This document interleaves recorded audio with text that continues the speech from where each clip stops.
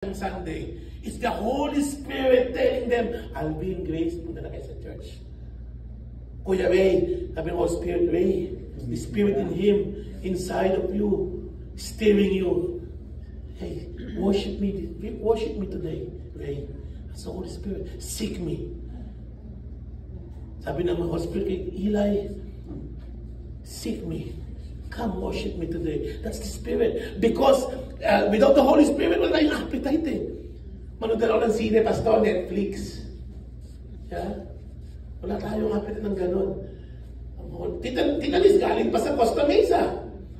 Pumunta dito. It's the Holy Spirit. Oh. Si Tita Anita, walang day off to, nagtatrabaho 8 days a week.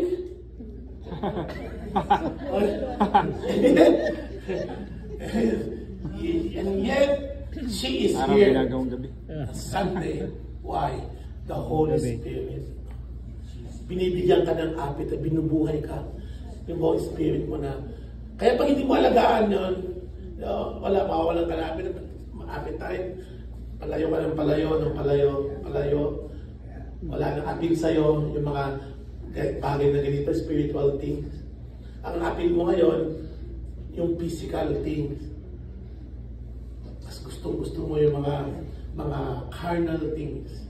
Nagbibigay ng kasiyahan sa physical na buhay. Kailangan ipakainin din natin yung ating spiritual life, yung soul natin. You know? So Jesus, the giver of spiritual life, He is the giver of eternal life. Ang panalangin ko, sana someday lahat tayo dito, pag tayo ginuhan ng Lord, alam natin na tayo magkakaroon ng eternal life. Amen. Ang pinamis ni Jesus, ako lang naman ang daan, sabi ni Jesus, I am the way, the truth, and the life. No one comes to the Father, sabi ni Jesus, except through me. Dahil kay Kristo lamang. John 11:25-26, basahin natin lahat. I am the resurrection and the life. The one who believes in me will what? Live. Even though they die, kahit mamatay ka, at naniwala ka kay Kristo, you will live. What a beautiful promise. Si Jesus sabi yun. No? We will live. The one who believes in me will live even though they die, and whoever lives by believing in me will never die. Pakagandang promise. Alam niyo mga kapatid, sabi ko kay Lucas, it was on Friday, Lucas, and we were driving. I picked them up at school, and I said, hey guys, every time I think about me dying, it makes me so sad. Oh, is that because you're going to hell? Sabi ni Lucas, no, I'm not going to hell. Yeah. But that's the reality that we need to face. That someday we are going to die. And everything that we hold on and dearly in this life, wala na siyang saysay. Why? Dahil wala ka na. Yung mga kaibigan mo, makakalimutan ka na. Ang mga anak mo, wala na. Siguro, first generation, maisip ka pa. Unless you're an artist who left an art, no? Si Van Gogh, ilang taon na, naaalala pa rin natin siya, napag-uusapan. Pero tayong normal na tao, wala na, makakalimutan ako. When I die, siguro mga few years lang, may isip ako ng mga tao, makikilala ko. But after that, wala na. Everything about me will be gone. And yet, we spend so much time, trying to accumulate a lot of things. We have to confront that reality na tayo po ay mamamatay. Pinalulungkot ako. Why? Kasi, Lord, ayaw kong mamatay na maaga kasi gusto ko pa makita yung mga anak ko. That's what makes me sad. No? Pero, at the same time, sabi ni Paul, it's a gain na makasama mo ang Panginoon. Because in this life, di ba, ang daming hirap din. Ang dami natin dadaan ng hirap. Lalo tayo mga Kristiyano. Ang daming obligasyon. Ang daming bayarin. Bayad na naman ng upa. Bayad ng insurance. Bayad ng sasakyan. Di ba? Ang daming, tapos, hindi mo alam, minsan makawala ka ng trabaho. Minsan, sisiraan ka. Minsan, madidisappoint ka. Ang dami. May diagnosis ka na, may cancer ka, o asawa mo may cancer, nanay mo mamamatay na. What I'm trying to say is that while we are living in this world, madami tayong mararanasan na sakit, physical and emotional. Kaya nga po sa presensya ng Panginoon, doon po ang tunay na kapahingaan. Sabi nga po ng Revelation, Maranatha, come Lord Jesus. The end of your Bible, tignan niyo yung last word doon, Maranatha. Ibig sabihin, come Lord Jesus. Why? Pagod na kami. Bumalik ka na, ayusin mo na lahat ng mundong ito. Napakagulo. Sabi ni Paul, all creations are groaning.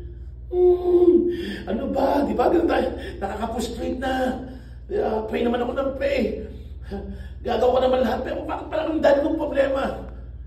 May bagyo, may baha. Creation, they're groaning, sabi ni Paul.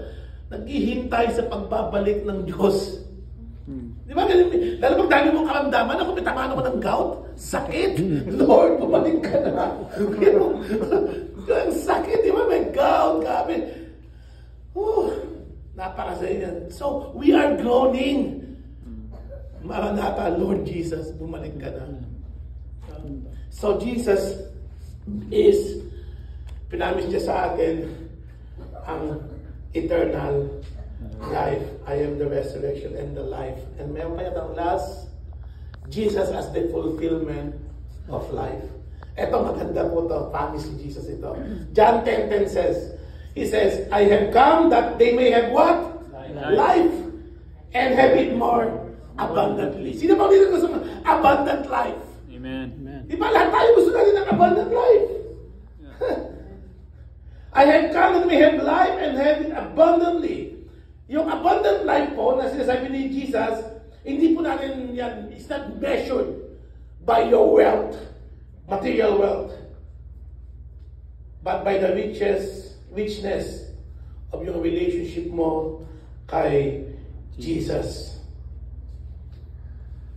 It is a life filled with peace, even in the midst of chaos. It's a life filled with joy